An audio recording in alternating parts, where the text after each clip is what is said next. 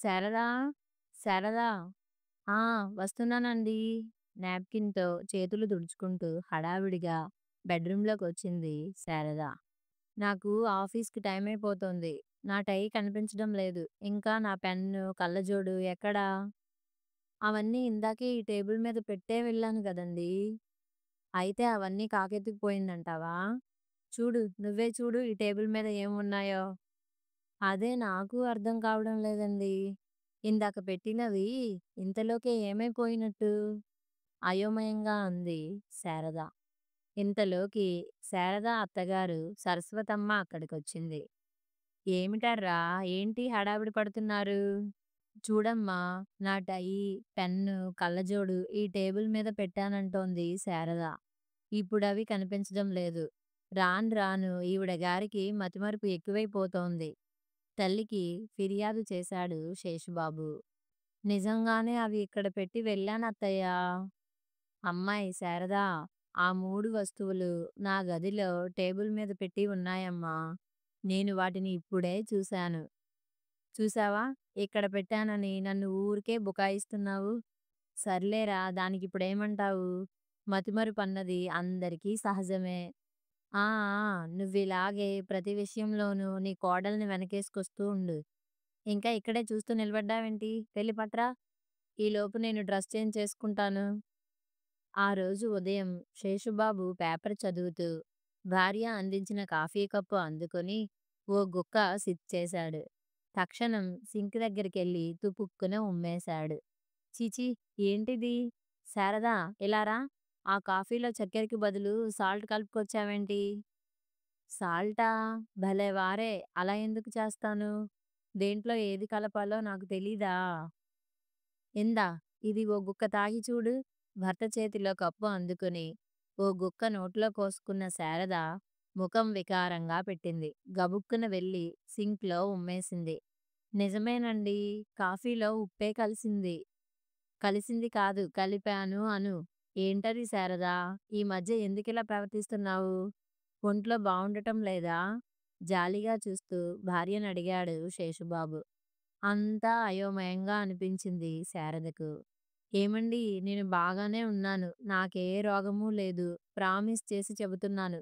కాఫీలో నేను షుగరే కలిపానండీ. ఇంతలోకి పూజ ముగించుకొని పూజ గదిలోంచి అక్కడికొచ్చింది సరస్వతమ్మ. మళ్ళీ ఏంట్రా గొడవ?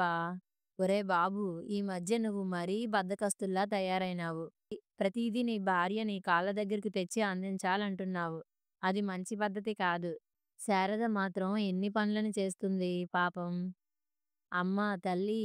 నీ కోడల్ని ఇప్పుడు నేనేం అనలేదు గాని, నువ్వెప్పుడైనా సాల్ట్ కాఫీ తాగుండవు గదూ! ఇదిగో ఈ కప్పులో ఉంది, టేస్ట్ చెయ్యి. అత్తయ్య, నిజంగా నేను కాఫీలో షుగర్ కలిపాను.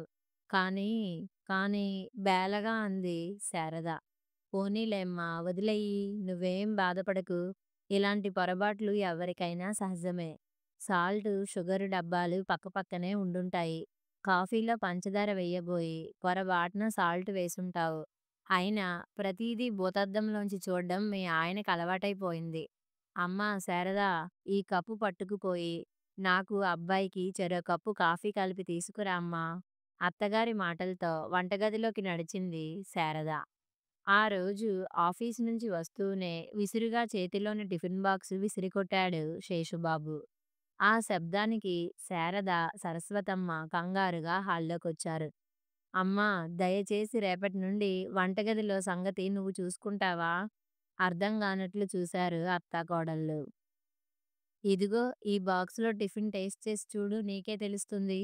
బాక్సులో ఉన్న ఉప్మా అంతా కారం పుట్ట. ఓ స్పూన్ ఉప్మా నోట్లో పెట్టుకున్న మరుక్షణం కళ్ళల్లోంచి ముక్కులోంచి నీళ్ళొచ్చేసి నషాలం అంటేసింది. మంటకి ఆగలేక అప్పటికప్పుడు బయటకెళ్ళి కూల్ డ్రింక్ తాగొస్తే గాని నా నోరు నా స్వాధీనంలోకి రాలేదు. ఏంటమ్మా ఇది? దీనికేమైందంటావు? అన్నీ ఇలాంటి అవకతవకల పనులు చేస్తుంది. కళ్ళంట నీళ్ళొకటే తరువాయి శారదకు. నిస్సహాయంగా చూస్తుండిపోయింది. ఉదయం మేం తిన్నప్పుడు బాగానే ఉంది గదరా! అయితే నేను తినే దానిలోనే ఇలా కలుపుతుందన్నమాట. నిన్న కాఫీలో ఉప్పు కలిపింది, ఈరోజు కారం కలిపింది. రేపు భోజనంలో విషం కలుపుతుంది ఆవేశంగా అన్నాడు శేషుబాబు. నోరు ముయ్యరా, నోటికొచ్చినట్లు వాగకు. ఏ ఆడది భర్త విషయంలో ఇలా ప్రవర్తించదు. పొరపాటు చేయడం మానవ సహజం. మరెప్పుడూ ఇలా మాట్లాడకు. శారద వచ్చే దుఃఖాన్ని పళ్ళ బిగువున ఆపుకుంటూ వడివడిగా తన గదిలోకెళ్ళిపోయింది. చూడు, నీ మాటల మూలంగా శారద ఎంత నొచ్చుకుందో. ఏదన్నా మాట్లాడే ముందు వెనక ముందు ఆలోచించుకోవద్దు. ఇది మరీ బావుందమ్మా! నాకేమన్నా నా భార్య అంటే పగ ఉందనుకున్నావా? అయినా నేనేమన్నా లేనివి ఆపాదిస్తున్నానా తన మీద? అన్నిటికీ నన్నంటావేంటి? తను చేసే పనులను నువ్వూ చూస్తూనే ఉన్నావుగా! నా సహనానికి కొన్ని పరిధులుంటాయమ్మా! ఎన్నని భరించను? బాబూ, కాస్త సహనంగా ఉండరా! శారద మంచి పిల్ల. మనమంటే ప్రాణం పెడుతుంది. తనకొకటే దిగులు, పిల్లలు లేరన్న బెంగతో కృంగిపోతోంది. కొడుక్కి నచ్చచెబుతూనే కోడలి దగ్గరికెళ్ళింది సరస్వతమ్మ. మంచం మీద అడ్డంగా పడుకుని బాధపడుతున్న కోడల్ని అనునయిస్తూ వీపు మీద చెయ్యి వేసింది. అమ్మా శారదా! నువ్వు అబ్బాయి మాటలు పట్టించుకోకు. మగాళ్ళు బయట పనుల ఒత్తిళ్ళ వల్ల ఆ విసుగుదల ఇంటికొచ్చి ప్రదర్శిస్తుంటారు. దాన్ని మనం కాస్త సర్దుబాటు చేసుకుని తేలిగ్గా తీసుకుంటుంటే సమస్యలుండవు. లే లేచి అబ్బాయి హాల్లో కూర్చున్నాడు. వాడికి కాస్త కాఫీ కలిపి ఇవ్వమ్మా. ముఖ్యంగా నీకు మరో మాట చెప్తాను. శ్రద్ధగా విను. నీ పెళ్ళయి 10 ఏళ్లయింది. పిల్లలు కలగలేదని చాలా బాధపడుతున్నావని అబ్బాయి చెప్పాడు. అబ్బాయిలో లోపం లేదు. నీలోనే ప్రాబ్లం ఉందని మన ఫ్యామిలీ డాక్టర్ చెప్పారు. దానికి మందులు వాడుతున్నావు. మీకేం వయసు మీరిపోలేదు. ఇప్పుడు గాకుంటే మరి కొంతకాలానికైనా పిల్లలు కలక్క మానవు. ఎవరేమనుకోని నువ్వు పట్టించుకోకు. నేను గాని, నీ భర్త గాని ఏనాడైనా పిల్లలు లేరన్న నెపంతో నిన్నేమైనా అన్నామా? అయినా మాకు లేని బాధ నీకెందుకమ్మా? ప్రతి స్త్రీ తల్లి కావాలని కోరుకోవడంలో తప్పేం లేదు. కానీ అదే ధ్యాసగా ఉంటూ మనసు చెడగొట్టుకుని మతిమాలిన పనులు చేస్తే ఎలాగమ్మా? పోనీ నాకు తెలీకుండా అబ్బాయి గాని నిన్నేమైనా సాధిస్తున్నాడా? చెప్పమ్మా, ఇప్పుడే వెళ్ళి వాడిని 4 చీవాట్లేసి వస్తాను. చప్పున లేచి అత్తగారి 2 చేతులు పట్టుకుంది శారద. అయ్యో, ఆయన్నేం అనకండత్తయ్యా! ఆయన దేవుళ్ళలాంటి మనిషి. మీరు నాకు కన్నతల్లి కంటే ఎక్కువ. నా అదృష్టం కొద్దీ మీ ఇంటి కోడలినయ్యే భాగ్యం నాకు కలిగింది. నన్ను మీ కూతురి కంటే ఎక్కువగా చూసుకుంటున్నారు. పిల్లలు లేరన్న బాధే నన్ను కృంగదీస్తుంది. అత్తయ్య, మీకు అబ్బాయి ఒక్కరే. ఆయనతోటే మన వంశం ఆగిపోకూడదు గదా! అది నా తాపత్రయం అంతా. ఆ ధ్యాసలో ఉండి అన్ని పిచ్చి పనులు చేస్తూ మిమ్మల్ని బాధ పెట్టేస్తున్నాను. నన్ను క్షమించండత్తయ్య. ఇప్పుడే వెళ్ళి ఏదన్నా టిఫిన్ చేసి ఆయనకి పెడతాను. ఎప్పుడో ఉదయమనగా భోంచేసి వెళ్ళిన ఆయన పాపం అక్కడ్నుంచి లేచి గబగబా వంటగదిలోకి నడిచింది శారద. ఏవండీ! ఏవండీ! భర్తను కుదిపేస్తూ లేపింది శారద. ఉలిక్కిపడి లేచి కూర్చున్నాడు శేషుబాబు. ఏంటి? ఏమైంది శారదా? ఎందుకిలా గాబరాగా ఉన్నావు? టైం ఎంతయింది? ప్రక్కనే ఉన్న లైట్ స్విచ్ ఆన్ చేశాడు. గోడ గడియారం రాత్రి 1 చూపిస్తుంది. శారద ఒళ్ళంతా చెమటతో తడిసిపోయింది. భార్య వైపు అయోమయంగా చూశాడు శేషుబాబు. అరే, ఏంటిది? పైన ఫ్యాన్ ఫుల్ స్పీడ్‌లో తిరుగుతుంది. నీ ఒళ్ళంతా ఈ చెమట్లేమిటి? శారదా, ఏమైంది నీకు? ఏమండీ, నాకు చాలా భయంగా ఉంది. చెవుల్లో ఒకటే రొద, గుండెల్లో దడ. ఎవరో కిటికీ దగ్గర నవ్వుతున్నట్లు, ఏడుస్తున్నట్లు వినిపిస్తుంది. కళ్ళు తెరిచి చూస్తే కిటికీ బయట తెల్ల బట్టలు వేసుకుని, జుత్తు విరబోసుకున్న మనిషి కనిపించింది.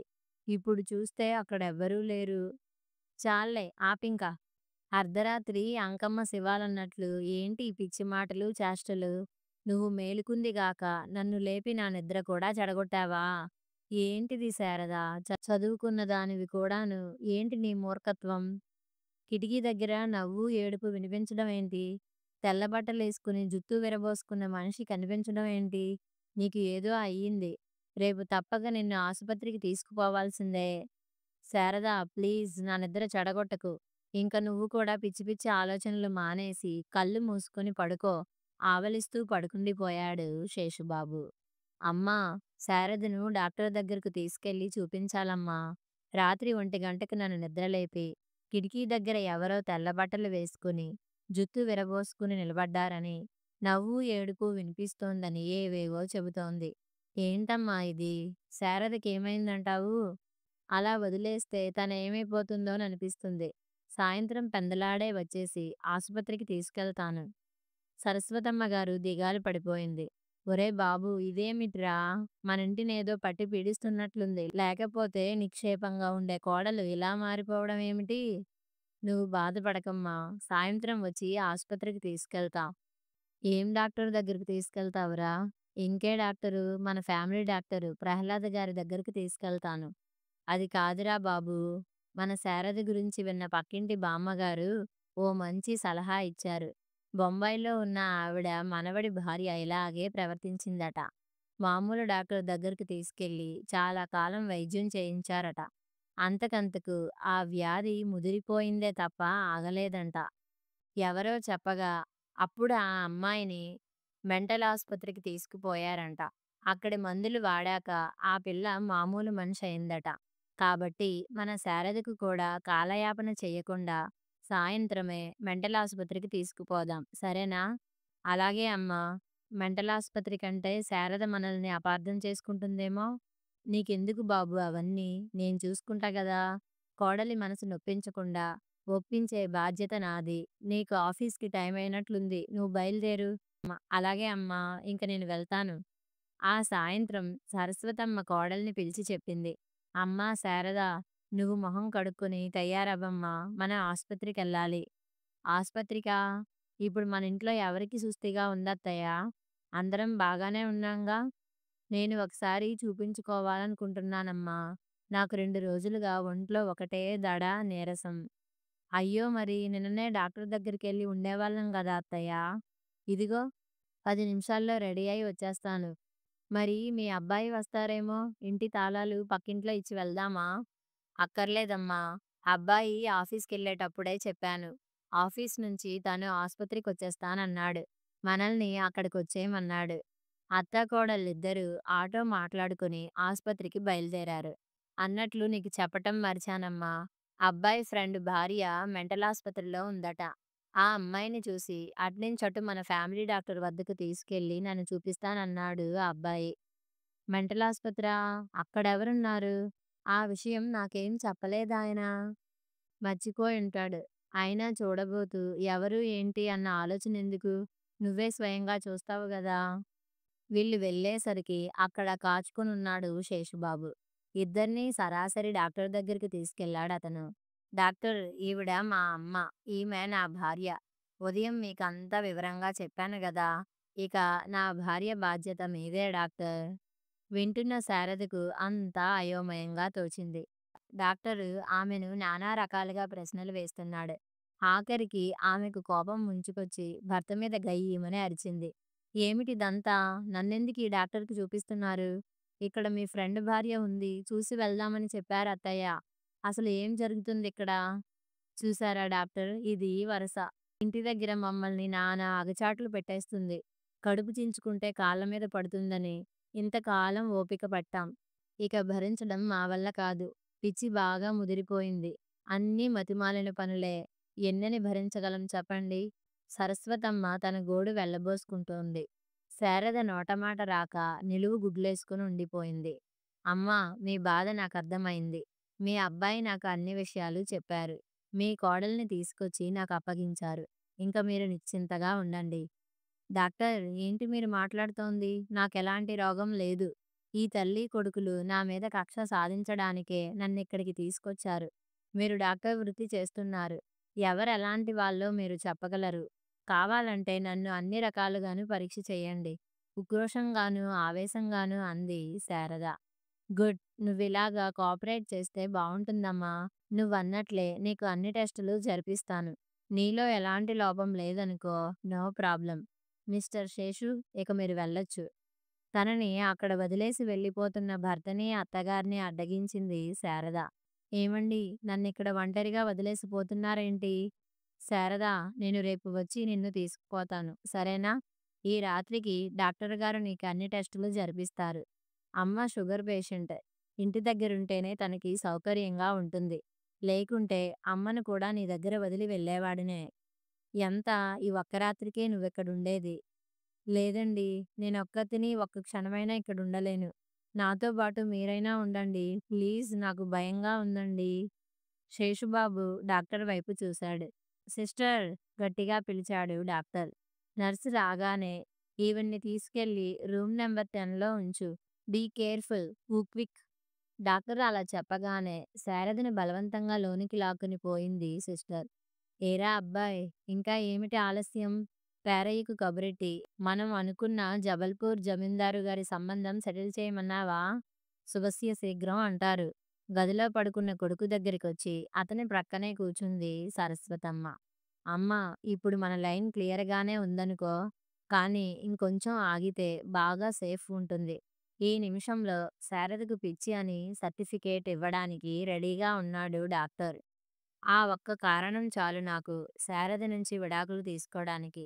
కానీ మరి కొంత టైం ఆగితే శారదకు నిజంగానే పిచ్చి పడుతుందన్నాడు డాక్టర్. అవునమ్మా! ఆ డాక్టరిచ్చే మందులతోనూ, షాక్ ట్రీట్‌మెంట్‌తోనూ శారద ఇప్పటికే సగం పిచ్చిగా ప్రవర్తిస్తుందట. పూర్తిగా పిచ్చెక్కిందనుకో ఇంక మన పట్ల సానుభూతి ప్రదర్శించే వాళ్ళే తప్ప, వేలెత్తి చూపి విమర్శించే వాళ్ళే ఉండరు. చూసావా అమ్మా నీ కొడుకు ఎంత తెలివైనవాడో! ఆ మెంటలాసుపత్రి డాక్టర్‌ని డబ్బుతో కొట్టి నాకు అనుకూలంగా పని జరిపించుకున్నాను. ఈ కాలంలో డబ్బుతో కాని పనే లేదమ్మా! డబ్బున్నవాడిదే రాజ్యం. డబ్బుతో న్యాయాన్ని, ధర్మాన్ని, చట్టాన్ని, మనుషుల్ని ఈ ప్రపంచంలో దేన్నైనా సరే కొనేయొచ్చమ్మా! అందుకే ఇంట్లో అంత నాటకమాడి శారద బుర్ర చెడగొట్టి తీసుకెళ్ళి మెంటలాసుపత్రిలో జాయిన్ చేశాం. తిరిగి లక్షల కట్నం డిమాండ్ చేసే పెళ్ళికొడుకుల లిస్టులో ఫస్టున నిలబడున్నాను. ఆనందంగా చెప్పుకుపోతున్నాడు శేషుబాబు. సరస్వతమ్మ కూడా సంతోషంతో ఉబ్బితబ్బిబ్బైపోతోంది. అవును నాయనా! నిజంగా నీది పాదరసం లాంటి బుర్రరా! నువ్వు ప్లాన్ వేసి, అది నాకు చెప్పి, ఇద్దరం కలిసి బాగా నాటకమాడి, ఎలాగైతేనేం శారదను వదిలించుకున్నాం. పిల్లలు పుట్టకపోవడానికి లోపం నీలో ఉందని తెలిసినా, చెయ్యరాని పనులు చేస్తున్నట్లు నాటకమాడి, ఎలాగైతేనేం తీసుకెళ్ళి పిచ్చాసుపత్రిలో పడేశాం. ఇంక నువ్వు ఇప్పుడు లక్షాధికారి ఏకైక కూతురికి అల్లుడవ్వడానికి అర్హత సంపాదించుకున్నట్లే. ఇంక మనం చెయ్యాల్సిన పని ఒక్కటే మిగిలింది. శారదతో విడాకుల పత్రంలో సంతకం చేయించడమే. ఓస్ అదెంత పని! దాంతో ఒక్క క్షణంలో సంతకం పెట్టిస్తాడు డాక్టర్. సంతకం పెట్టనని మొరాయిస్తే షాక్ మీద షాక్ ట్రీట్మెంట్ ఇచ్చేయడు. అమ్మా! కాలింగ్ బెల్ మోగింది. ఎవరో వచ్చినట్లున్నారు. ఉండు నే వెళ్ళి చూసొస్తాను. లేచి వెళ్ళి తలుపు తెరిచాడు శేషుబాబు. ఎదురుగా నిలబడిన మనిషిని చూసి షాకయ్యాడు. మరిదిగారు బావున్నారా? వచ్చినావిడ పలకరించింది.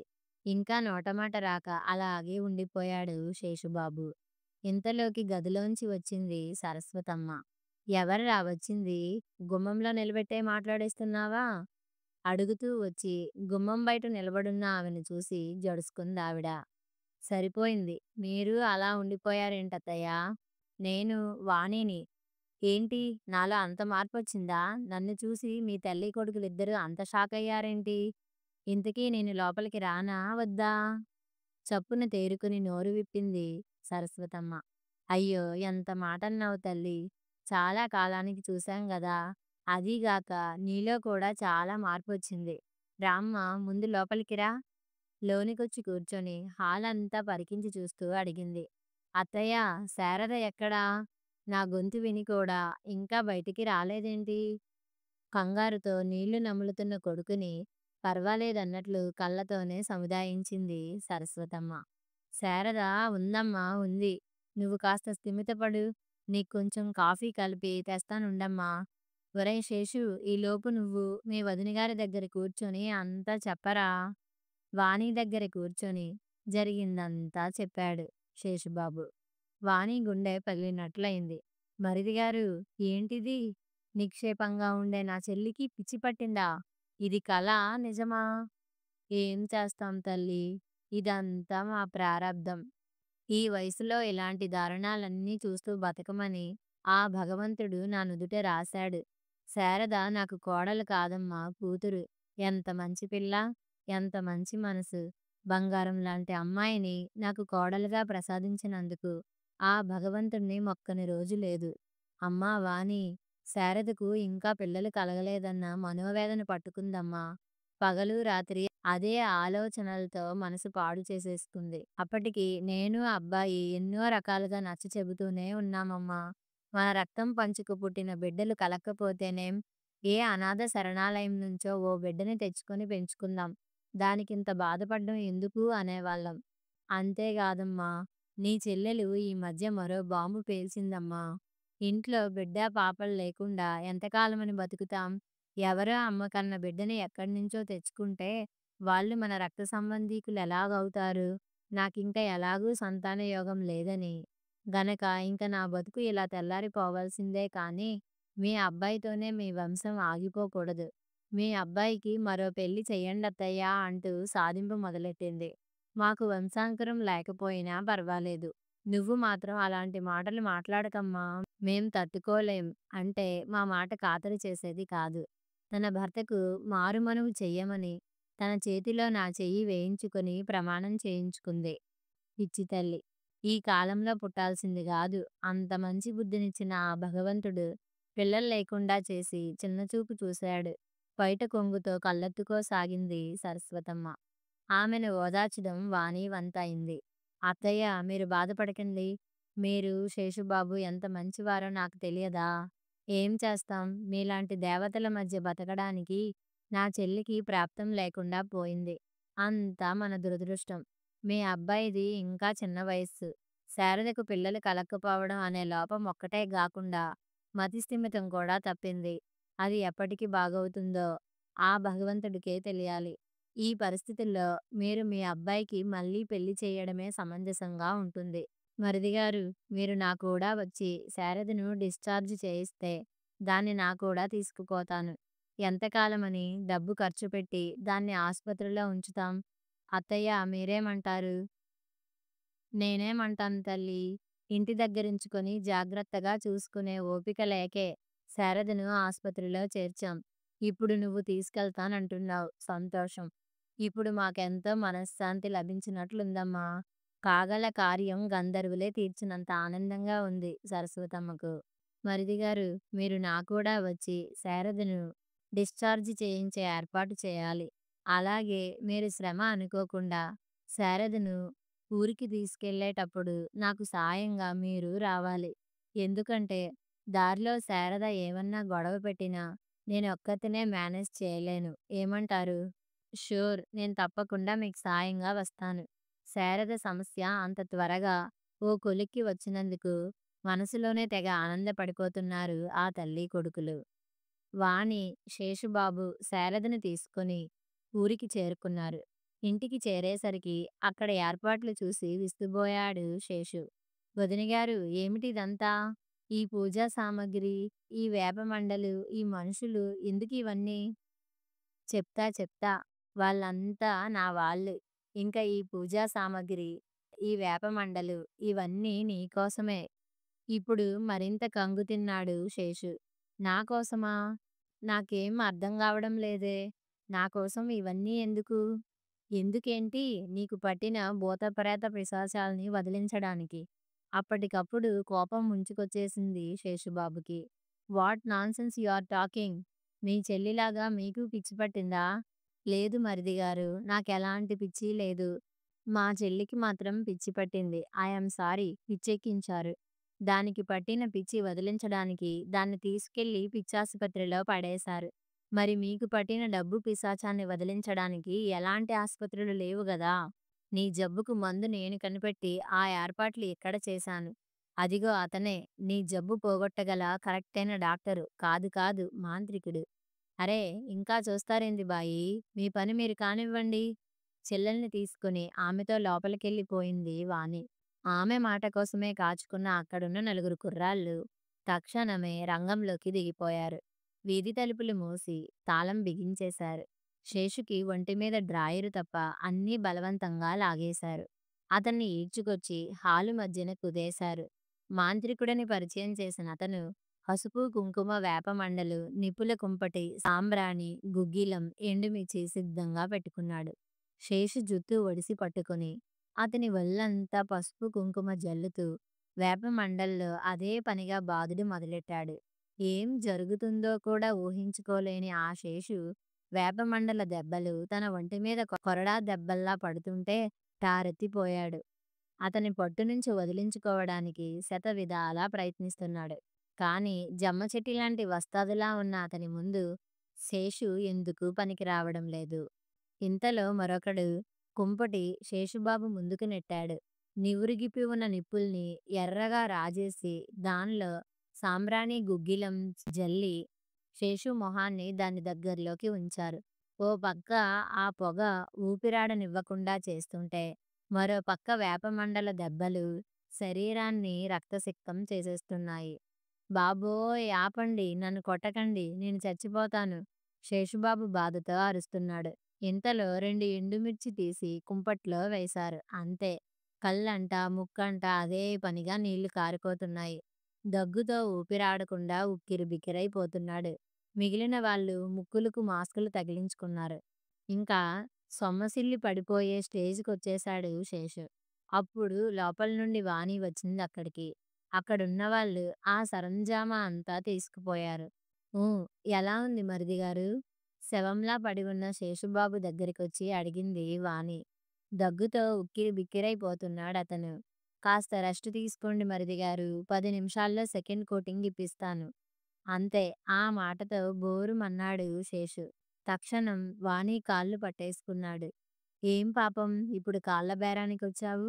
నీ భార్య ఓ మనిషేనన్న మాట మర్చిపోయి, దాన్ని నానా రకాలుగా టార్చర్ పెట్టి, ఇంట్లో నువ్వు నీ అమ్మ నాటకమాడి, దానికి పిచ్చి అనే ముద్ర వేసి, మెంటలాసుపత్రి డాక్టరుకు దండిగా డబ్బు ముట్టచెప్పి, రాక్షసుల్లా నా చెల్లిని తీసుకెళ్ళి ఆ నరకకూపంలో వదిలి వస్తావా? పిల్లలు పుట్టకపోవడానికి కారణం నువ్వైతే, అది నా చెల్లి దోషంగా నమ్మించి, ఆ 2 కారణాలు చూపించి, నా చెల్లిని వదిలించుకొని, మంచి కట్నంతో వచ్చే మరో అమాయకురాలి మెడలో తాళి కట్టడానికి రెడీ అవుతున్నావా? ఏరా, ఆడదంటే నీ దృష్టిలో మరీ ఇంత చులకనైపోయిందా? నా అదృష్టం బావుండి, నా చెల్లికి ఎవరో సాయపడ్డం వల్ల అది రాసిన ఉత్తరం నాకు చేరింది. తక్షణం నేను బయలుదేరి వచ్చి, నాటకీయంగా నిన్నిక్కడకు తీసుకొచ్చాను. నువ్వే తెలివైన వాడిననుకుంటున్నావేమో! ఈ నిమిషంలో నీ మీద పోలీస్ కంప్లెయింట్ ఇచ్చి, నిన్ను కటకటాల వెనక్కి గెంటించగలను. కానీ నా చెల్లి ఆ మెంటలాసుపత్రిలో ఆ కరెంటు షాకులకి, వాళ్ళు పెట్టే హింసలకి ఎలా బాధపడిందో నీకూ తెలిసి రావాలి గదా! అందుకే ఇంత ఏర్పాట్లు చేశాను. అరే భాయ్! 10 నిమిషాలయినట్లుంది, రండి. సెకండ్ రౌండ్ కోటింగ్ మొదలెట్టండి. భోరుమన్నాడు శేషుబాబు. నన్ను క్షమించండి. నా బుద్ధి అడ్డు తిని శారదను అలా బాధపెట్టాను. ఇంకెప్పుడూ అలా జరగదు. శారదను ప్రాణంగా చూసుకుంటాను.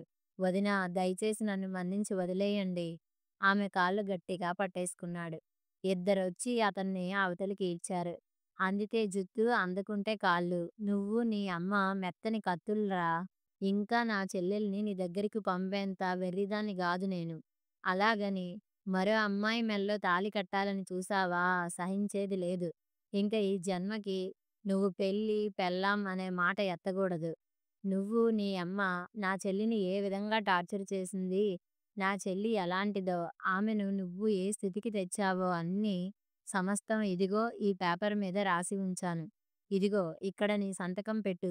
ఈ పేపర్ చాలు నీ బతుకు అధోగతి పాలవ్వడానికి. నా చెల్లి నీకు విడాకులు ఇవ్వదు. నువ్వు మరెవర్నీ పెళ్లాడ్డానికి వీల్లేదు. ఎప్పుడైనా వెర్రి వేషాలెయ్యబోయావా, ఈ పేపరు పోలీసుల చేతిలో ఉంటుంది. ఊ, ఇక్కడ సంతకం పెట్టు. శేషుబాబుతో బలవంతంగా సంతకం పెట్టించింది వాణి. ఊ, ఇంక ఇప్పుడు సెకండ్ కోటింగ్ మొదలెట్టండి. ఆ పైన ఊపిరాడుతుంటే తీసుకుపోయి బయట వదిలేసి రండి ఈ కుక్కని, చెప్పేసి విసురుగా లోపలికెళ్ళిపోయింది వాణి. కథ సమాప్తం.